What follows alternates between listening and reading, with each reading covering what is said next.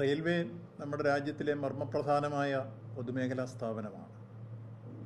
ആ പൊതുമേഖലാ സ്ഥാപനത്തിൽ പ്രത്യേകിച്ചും ട്രെയിനിൽ ഗണഗീതം പാടുന്ന സമീപനം സ്വീകരിച്ചത് മതനിരപേക്ഷ ഭാരതത്തിന് യോജിച്ച സമീപനമല്ല, ഭരണഘടനയോടുള്ള വെല്ലുവിളിയാണ്.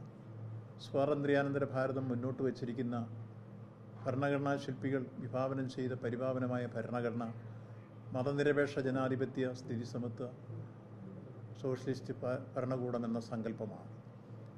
ആ കാഴ്ചപ്പാടിന് വിരുദ്ധമാണ് ഈ സങ്കുചിതമായ മതാധിഷ്ഠിത രാഷ്ട്രം കെട്ടിപ്പടുക്കുക എന്ന ആശയം മുൻനിർത്തിക്കൊണ്ട് അതിനനുസരിച്ചുള്ള ഇത്തരത്തിലുള്ള സമീപനം ഒരിക്കലും ഭരണാധികാരികൾ സ്വീകരിച്ചുകൂടാ. അത് രാജ്യത്തിൻ്റെ ഭരണഘടനയെ വെല്ലുവിളിക്കലാണ്, മതനിരപേക്ഷത തകർക്കലാണ്, ജനാധിപത്യത്തെ അട്ടിമറിക്കലാണ്.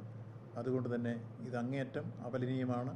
യഥാർത്ഥത്തിൽ ബന്ധപ്പെട്ടവർ ആ കാര്യം പിൻവലിച്ച് രാജ്യത്തെ ജനങ്ങളോട് മാപ്പ് പറയുകയും ഭരണഘടനയെ വെല്ലുവിളിച്ചതിന് അവർ മറുപടി പറയുകയും ചെയ്യണം എന്നതാണ് ഈ കാര്യത്തിൽ സൂചിപ്പിക്കാറുള്ളത്.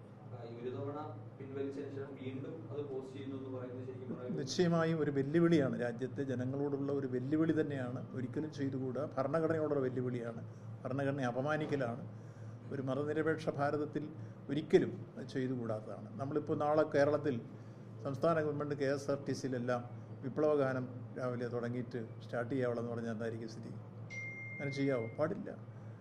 ഏതൊരു രാഷ്ട്രീയ പാർട്ടി ഭരിച്ചാലും അവരുടെ ആശയങ്ങൾ നടപ്പിലാക്കുകയല്ല, നമ്മൾ ഭരണഘടനാനുസൃതമായിട്ടാണ് രാജ്യത്തിൻ്റെ ഭരണം മുന്നോട്ട് കൊണ്ടുപോകേണ്ടത്. രാജ്യത്തിലെ പൊതുമേഖലാ സ്ഥാപനം എന്ന് പറയുന്നത് മർമ്മപ്രധാനമായ പൊതുമേഖലാ സ്ഥാപനമാണ് റെയിൽവേ. ആ റെയിൽവേയിൽ ഒരിക്കലും ഇത്തരത്തിലുള്ള സങ്കുചിത ഭാവങ്ങളോട് കൂടിയുള്ള മതനിരപേക്ഷതയെ വെല്ലുവിളിക്കുന്ന ഒരു മതാധിഷ്ഠിത രാഷ്ട്രത്തിൻ്റെ ഭീഷണി ഉയർത്തിക്കൊണ്ടുള്ള സ്തുതിഗീതം പാടുന്നത് ഒരിക്കലും ശരിയല്ല. അത് അങ്ങേയറ്റം അപലനീയമാണ്, പ്രതിഷേധാർഹമാണ്, ഭരണഘടനയുള്ള വെല്ലുവിളിയാണ് എന്ന കാര്യം സൂചിപ്പിക്കുകയാണ്.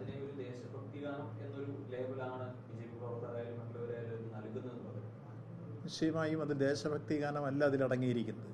എല്ലാവർക്കും അറിയാം അതിൻ്റെ ഉള്ളടക്കം. രാജ്യത്ത് ദേശഭക്തി ഗാനം ഇന്ന് നമ്മൾ അംഗീകരിക്കപ്പെട്ടത് ഒന്ന് ജനഗണമനയാണ്, അതുപോലെ വന്ദേ മാതരമാണ്. അപ്പോൾ വന്ദേ മാതരം പാടി പോകാൻ വന്ദേ ഭാരതിന് എന്താ കുഴപ്പം? അതേ സമയത്ത് ജനഗണന പാടി എന്താ കുഴപ്പം? ദേശീയ ഗാനം നമ്മൾ അംഗീകരിച്ചിരിക്കുന്നത് അതൊക്കെയാണ്.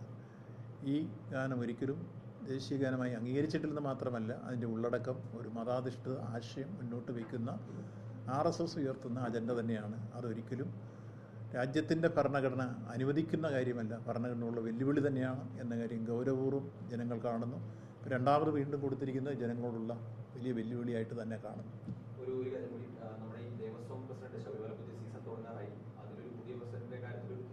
നിശ്ചയമായി നാളെ ഉത്തരവ്, നാളെ വൈകിട്ടത്തോടുകൂടി ഉത്തരവ്, നാളത്തെ കഴിഞ്ഞ് മിക്കവാറും അത് ഏറ്റെടുത്തുകൊണ്ടുള്ള ചുമതലയോടുകൂടിയ പത്രസമ്മേളനമെല്ലാം തിരുവനന്തപുരത്ത് പ്രഖ്യാപനമുണ്ട്. മുഖ്യമന്ത്രി വിദേശത്ത് പോയിരിക്കുന്നതുകൊണ്ട് നാളെ രാവിലെ തന്നെ തിരിച്ചെത്തുകയുള്ളൂ. അദ്ദേഹം വന്നു കഴിഞ്ഞാൽ അപ്പം തന്നെ ബാക്കി ഒപ്പിട്ട് കാര്യങ്ങൾ. അതെ, മുഖ്യമന്ത്രി ഒന്ന് ഒപ്പിട്ട് ശേഷം ഞാൻ ഔദ്യോഗികമായി പറയുന്നതല്ലേ ശരിയല്ലേ? ഇതിനോടൊപ്പം നിങ്ങൾ കാര്യങ്ങളൊക്കെ കൊടുത്തിട്ടുണ്ട്. പക്ഷേ ഞാൻ ഇപ്പോൾ ആധികാരികമായി ഉത്തരവിറങ്ങാതെ ഞാൻ പറയുന്നത് ശരിയല്ല. ഞാൻ പറയുമ്പോൾ അതിൻ്റെ ആധികാരിക വരുമല്ലോ. അതുകൊണ്ട് ആ ഉത്തരവിറങ്ങുന്ന സമയത്ത് ഞാൻ വാർത്താ സമ്മേളനം നടത്തി നാളെ തന്നെ പ്രഖ്യാപിക്കും.